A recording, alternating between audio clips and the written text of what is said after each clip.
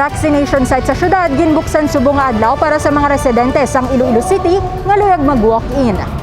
Ginbuksan subong nga adlaw ang duha ka mga vaccination site sa syudad para sa mga residente sang Iloilo City nga luyag mag-walk-in. Ini among SM City Iloilo kag Robinson's Place sa Haro.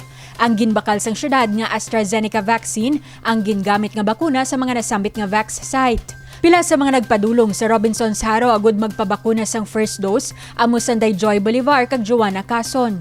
Para sa ila, organisado kag mataway ang pagpatigayon sang vaccination sa lugar bangod sa ginpatuman nga sistema. Okay, gid sa mga pamuluyo diri sa Iloilo kapin pa manami ilang pag plastar sang dako gid nga bulig hindi na mayawan ang iban sang pila-pila ko diin nga nga makapa-vaccine. Manami ilang nga proseso kay madasig mo lang. Isa man sa mga nagpadulong sa Haro Walk-in Vaccination Site amo si Michael De Patillo agud magbaton sang iya second dose sang COVID-19 vaccine. Para sa iya, ang pagpabakuna isa ka pamaagi agud maprotehera ng iya kaugalingon batok sa malala nga epekto sang virus.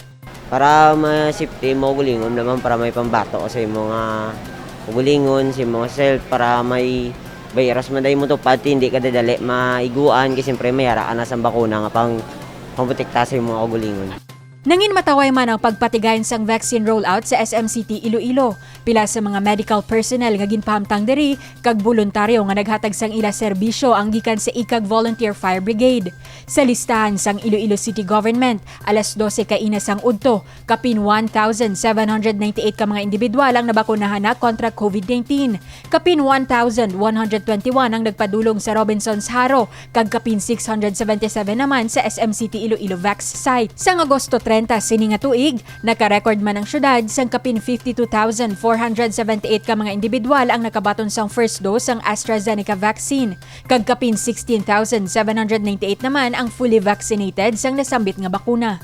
Divine Singh para sa Level Up Patrol. Mga market vendors ginkuha ang oportunidad nga magpabakuna sang libre sa ginpatigayon nga vaccination sa Haro Big Market. Masami nga nagaatubang sa madamo nga mga tao kada adlaw ang mga manugbaligya sa merkado publiko.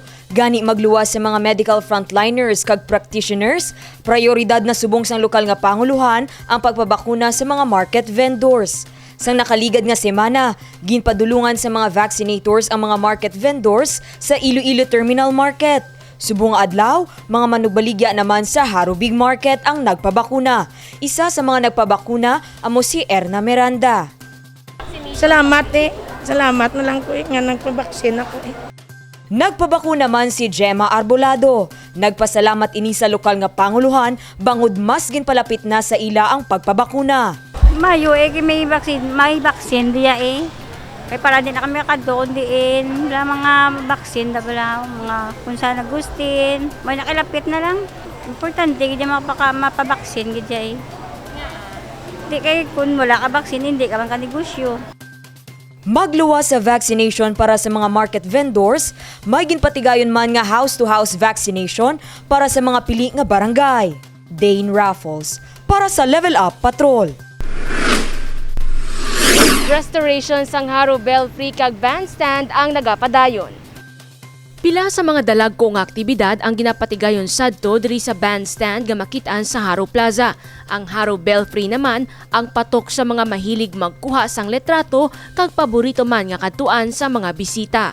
Apang sa dalayon nga lakat sang panahon, nagakinahanglan man ini nga kaayuhon. Gani sang kongresista pa lang si Mayor Jerry Tranyas, siya ang nangin author sang Republic Act 10555 o konang Heritage Law. Tinutuyo sini amo ang makaayo kag mapatahom ang mga heritage areas sa syudad sang Iloilo. Kalakip diri ang Arevalo Plaza, Haro Cathedral, Molo Church, Central Business District, Fort San Pedro, Haro Plaza, Molo Plaza, kag Plaza Libertad. Luyag ni Mayor Jerry Tranyas nga sarang ipabugal sa mga Ilonggo ang mga heritage sites sang Iloilo City, kalakip na ang maduagon nga kultura sa mga Ilonggo.